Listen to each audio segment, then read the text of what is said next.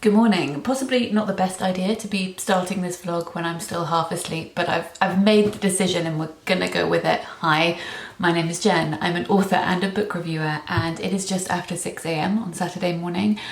And I thought that this would be a good time to start a new reading vlog. We are in the middle of another heat wave in the UK. It's gonna be 30 degrees by 11 o'clock this morning. I think it's going up to 36 today. Mr. M and I are going to go for a quick walk now so that we can get back before it gets too hot. I have hyperhidrosis, which means it's dangerous for me to be outside when it's hot.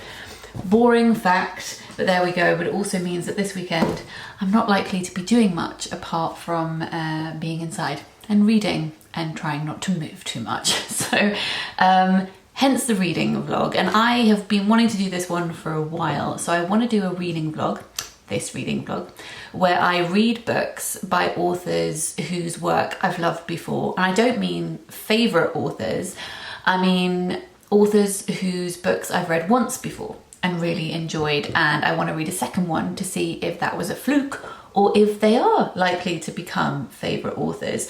So I have chosen 5 books, or rather 5 authors and then 5 books from those people, and I'm going to be reading them in this vlog. I'm also incorporating Women in Translation Month into this vlog too. I want to read more than the 3 books out of the 5 that are Women in Translation, but I wanted to get some of those books in here as well. So let me show them to you. So first off, we have Ramona Ausubel. Now, I have read one of her books before, which was A Guide to Being Born. I think I read this in 2016, and I think it was my favourite book that year. If I can remember, I think it was. It's a collection of magical realism short stories, and my favourite in this book was a short story about a man who was jealous about his wife's body when she was pregnant. So he wished really hard, and he ended up getting drawers in his torso that he could open and fill with tiny plastic dolls. I think about that one quite often. So I do have her novel No One Is Here Except All of Us on my shelf, but I haven't read that one yet. I've picked it up a couple of times and considered it for reading vlogs, but I haven't read it yet. But the one I'm going to be reading in this vlog is her latest short story collection, which is called Awayland. Now, this one has been sitting on my shelf for over a year, I think, because the reviews of it weren't amazing, at least the ones that I saw, and I didn't want to be disappointed. But I'm gonna bite the bullet now, and yeah, so the first one is Ramona Ausubel. Then we've got Suah. So this is one of the Women in Translation books.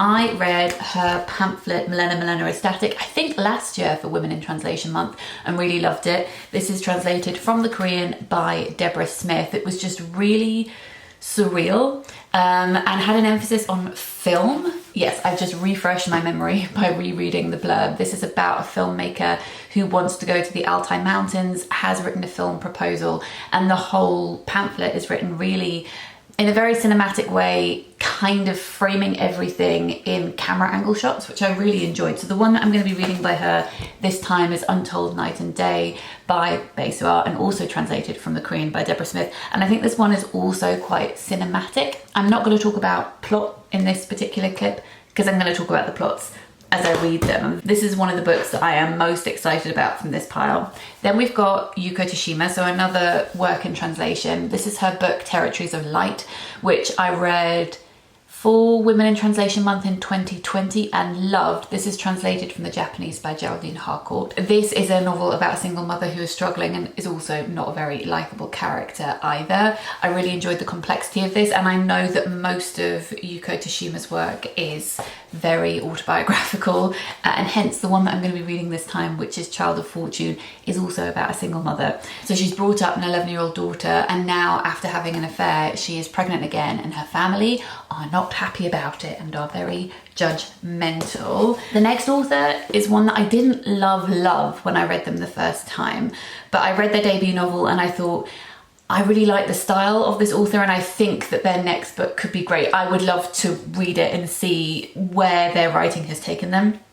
So the book that I read from them first was called For Today I Am a Boy, and that's by Kim Fu. And I think I read that in about 2015, 2016. I don't still have a copy of it, but I will insert the cover here. But their new short story collection just came out, and I'm going to be reading that in this vlog. So this is lesser known monsters of the 21st century, and I think this is also magical realism, quite surreal, quite whimsical, and I will talk about it more when I pick it up. And then finally we have my favourite author so far this year, my favourite new discovery, which is Claudia Pinero. So I read Elena Knows in January. It was the first book I read this year. It remains my favourite book of the year so far. This is translated from the Spanish by Frances Riddle, and I am going to be reading a crime book by her, which is called Thursday Night Widows, and this is translated from the Spanish by Miranda France. So this is my third Women in Translation Month book. So I'm going to be reading 5 books in this vlog, and I will be checking in with you and talking to you about them and telling you what I think. And as usual, if you've been around here a long time, you will know that in these vlogs I will also take you on walks when it's not 1,000,000 degrees outside, and I will also be cooking some food as well. So please do join me, make yourselves a cup of tea, make yourselves comfortable, and we're gonna go for a very early morning walk before the sun gets too horrible. So insert footage of that here, and I'll check back in with you when I've done some reading.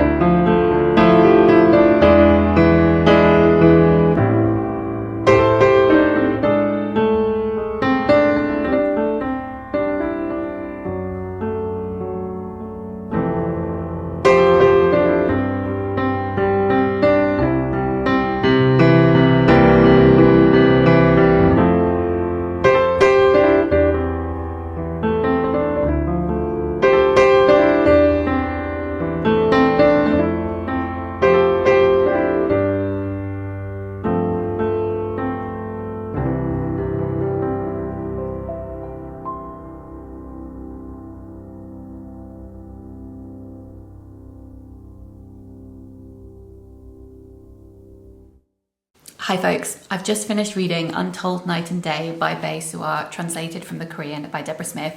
You may be able to tell by my expression.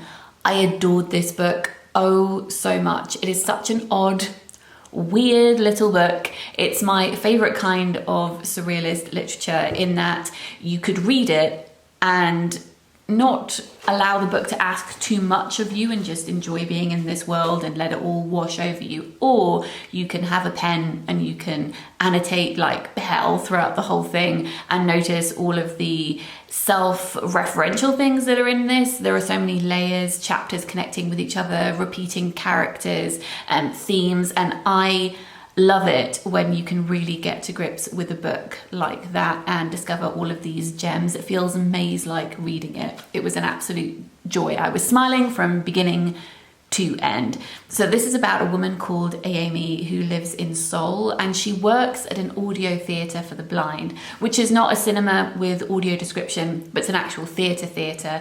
And some days they play audiobooks for people to listen to in the dark, and sometimes they will have actors who are performing on stage for the audience to listen to. It's Amy's final days working there because the place is closing down, it's lost its funding, and throughout the book she meets people who say, oh, I never knew that theatre existed, isn't it a shame that it's closing?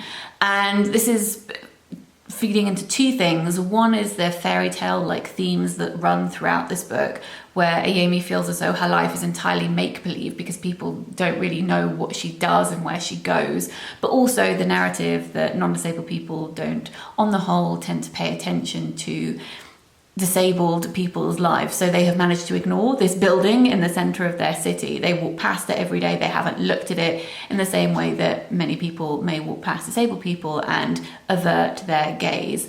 The fairy tale elements in here are really interesting. So Ayemi talks a lot about how there are stock characters in life, and sometimes she feels like a stock character, that she could be anyone in any story. She doesn't have concrete edges. And in fairy tales, we have stock characters like a princess or a queen or a woodcutter, etc.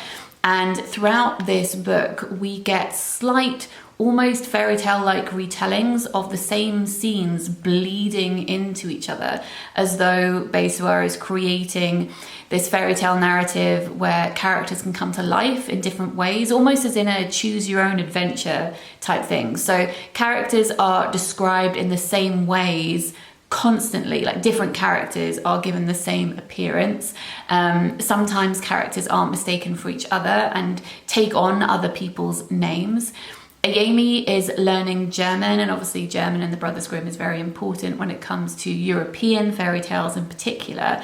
And I don't want to center European things in a Korean book, but I think that's a deliberate thing that she does, because Ayemi goes to this old woman's house where she learns German, and this woman tells her that she needs to go to an airport to meet a poet who she wants her to look after, and this poet ends up being called Wolfie. So Ayemi is almost this Red Riding Hood type character going to visit a grandma who is telling her to do something, and then she ends up hanging out with a man called Wolf. Because this book is so surreal, I think I just kind of have to give you a taste for the atmosphere in this book. Something that I loved is how light is used. So there is a power outage, and Ayemi and Wolfie end up walking around Seoul in the darkness, and they come across a convenience store that's all lit up like, you know, a gingerbread cottage in the woods. It feels as though it's otherworldly, like they're stepping into a parallel universe when they go inside it to buy sweets. And being in this semi-darkness, constantly walking around the city, is like being in the auditorium of the theatre for the blind, where they sit in the wings and they listen to other people's stories, because they always feel like they're on the sidelines of other people's narratives.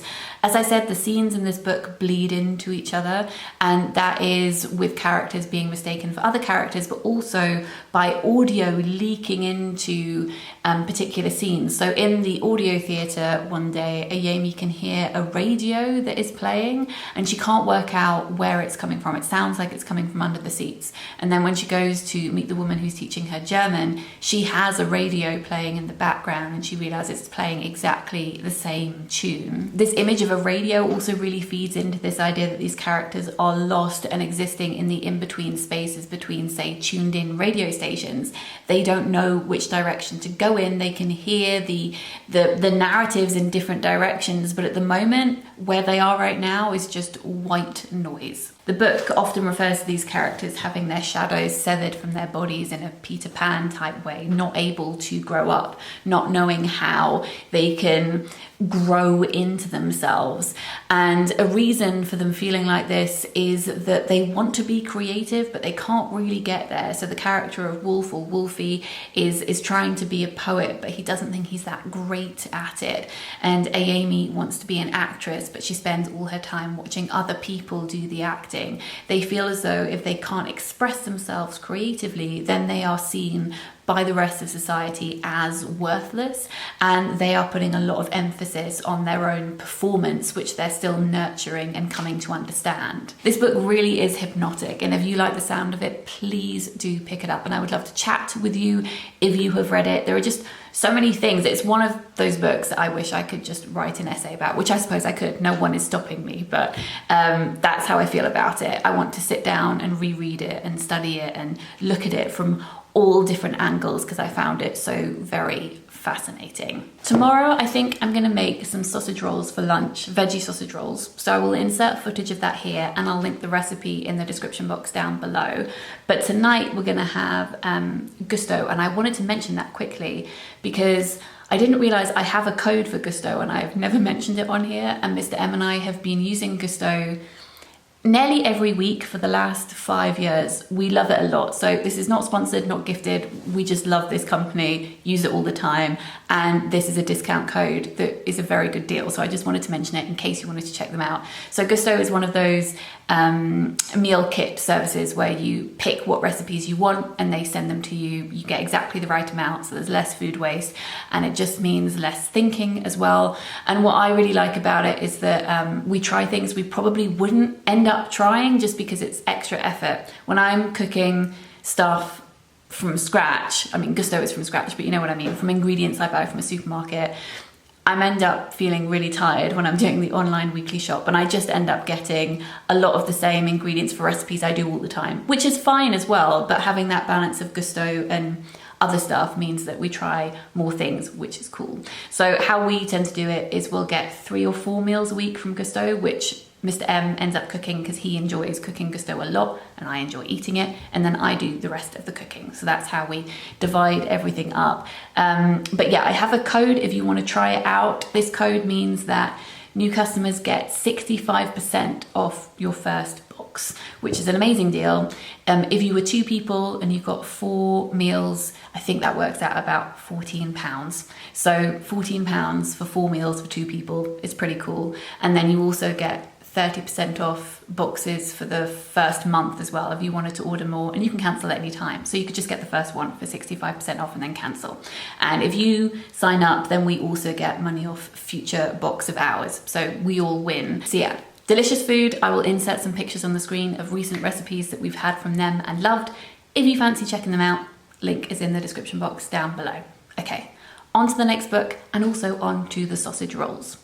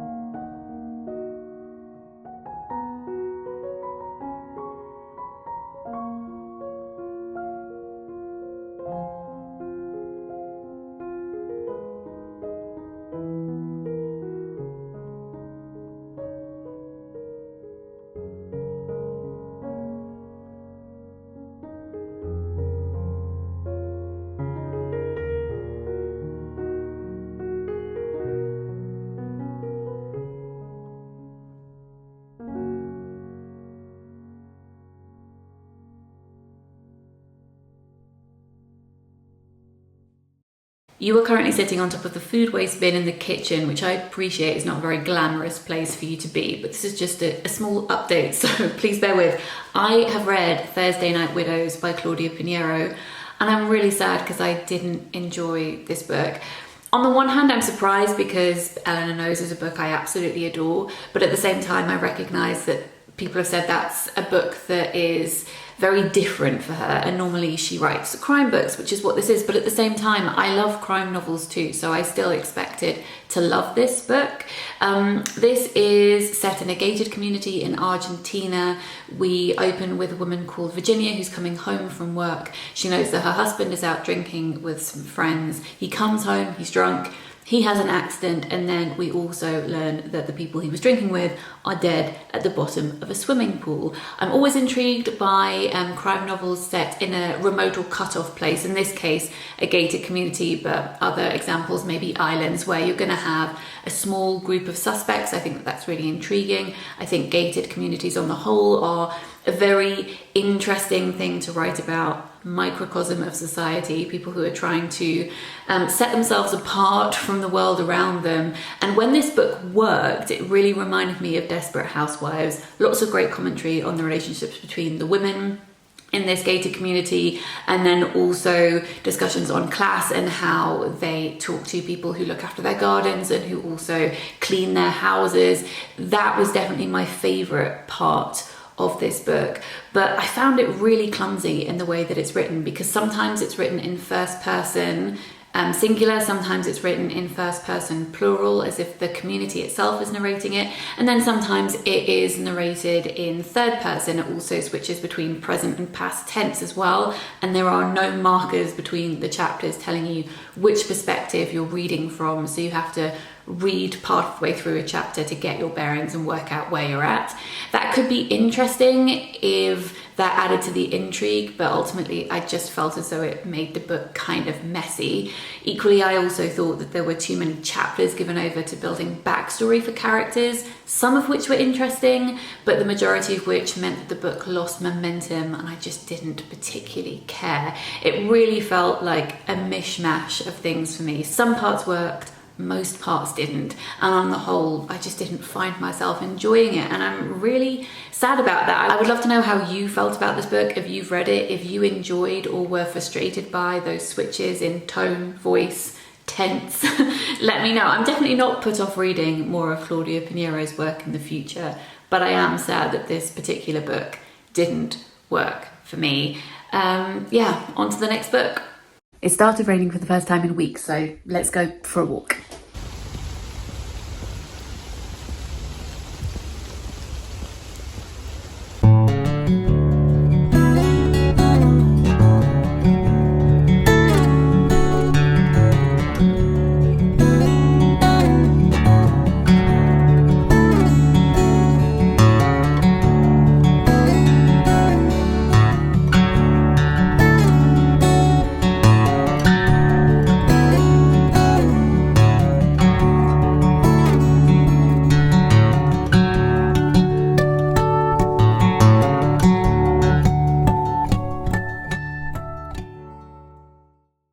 It only rained for about 30 minutes, and then the sun came out and all the water started evaporating and it just became really disgustingly humid. But it is the next day now and thunder is occurring, so I'm very excited about that. I bought this wig the other week. If you're new, I have alopecia, so I wear wigs most of the time, but not when it's super hot, because no, it's too hot. But I bought this wig for autumn, winter time, and I really love the colour of it, but it is too long to be practical. It just gets really tangled, so I want to cut it short so that it's shoulder length, so I'm gonna do that right now.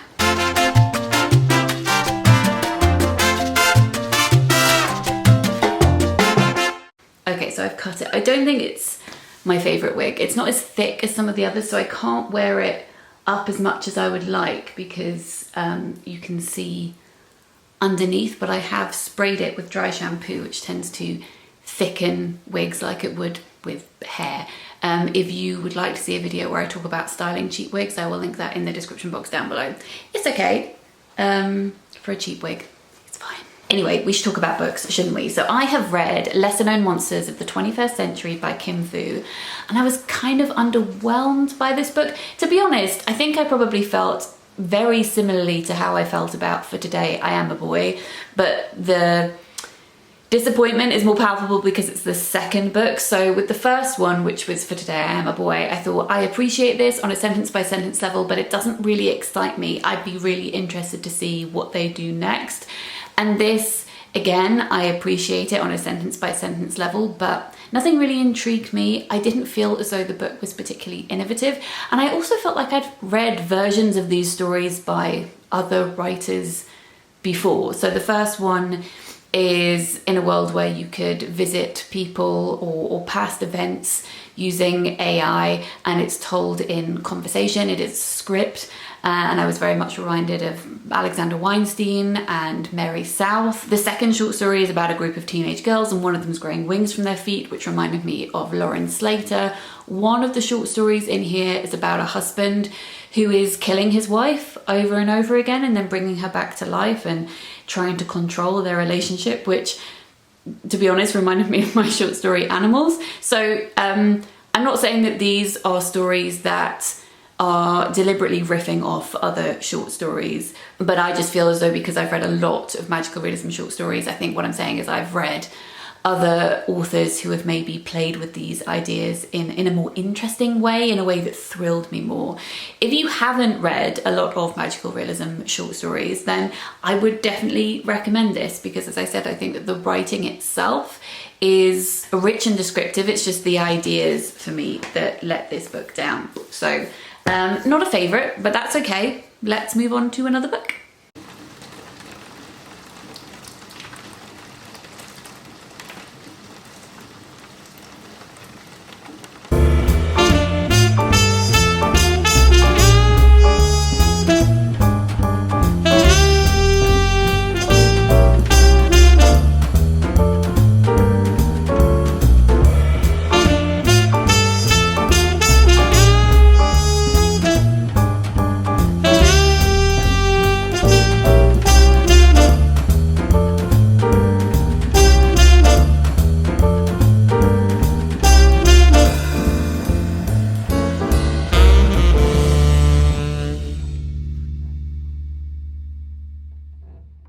Pleased to report that we are ending this vlog on a happy note. So I have read all of Child of Fortune by Yuko Tsushima, which is translated from the Japanese by Geraldine Harcourt, and I really enjoyed this one.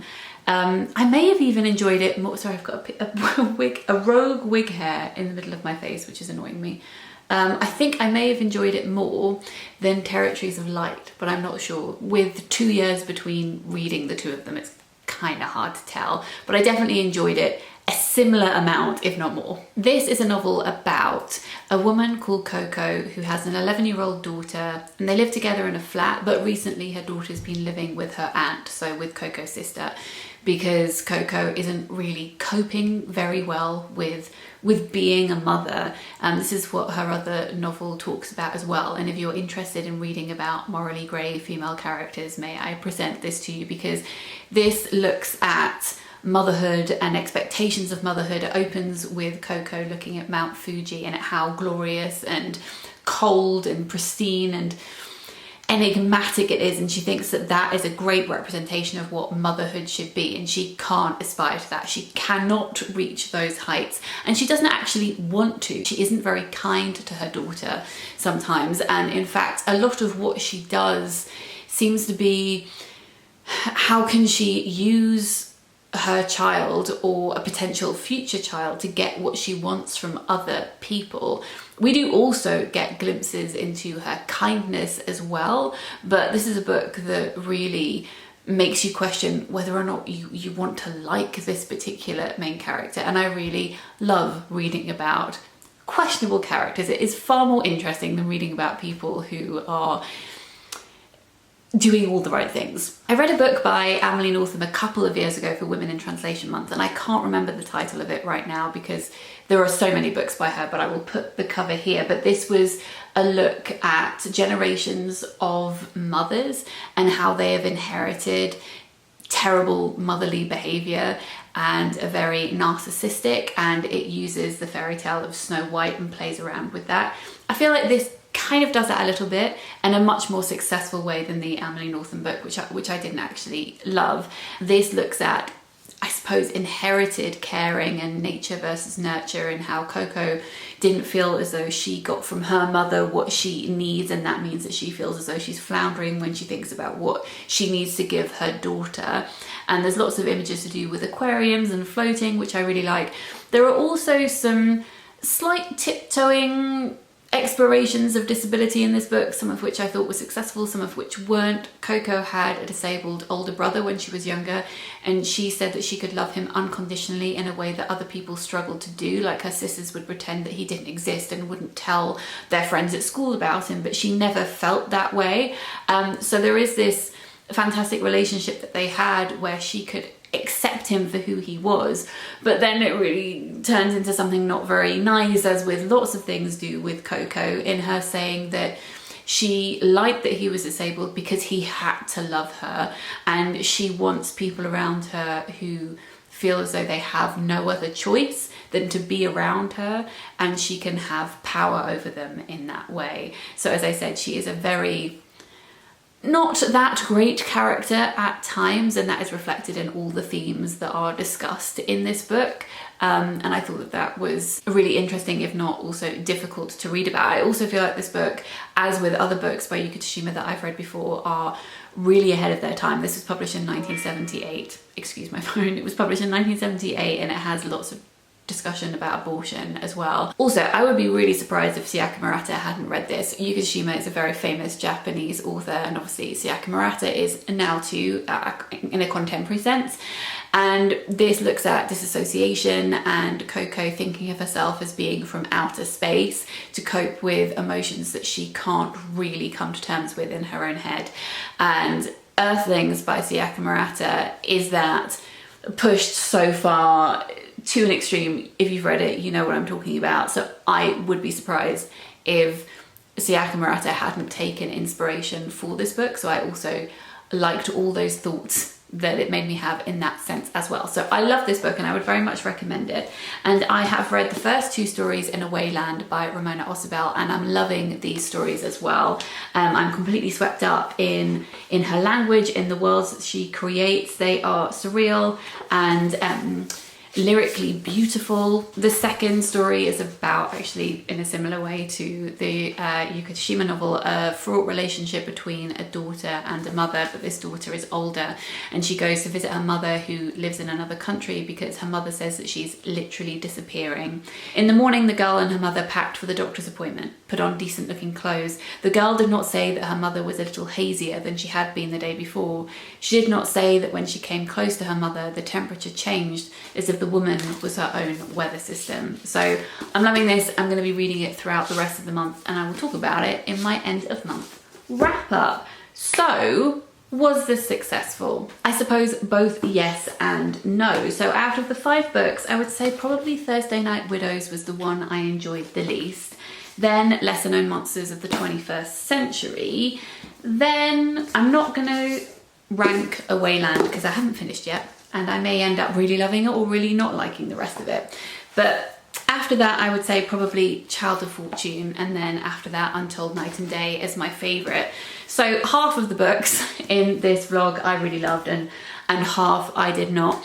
I would like to do another themed reading vlog soon where I read books by authors whose work I haven't loved before, so giving authors a second chance, and I would be interested to see whether I enjoy those books more or not, because I would think I shouldn't, but I only had a 50% success rate in this video, so we'll have to see.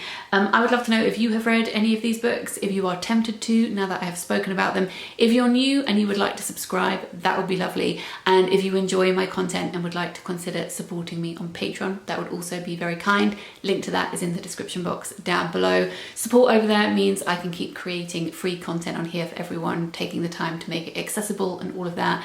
And there are a few extra things over on Patreon as well, like a book club. So thank you very much for joining me. I hope you're all having a good start to the week, and I'm sending lots of love.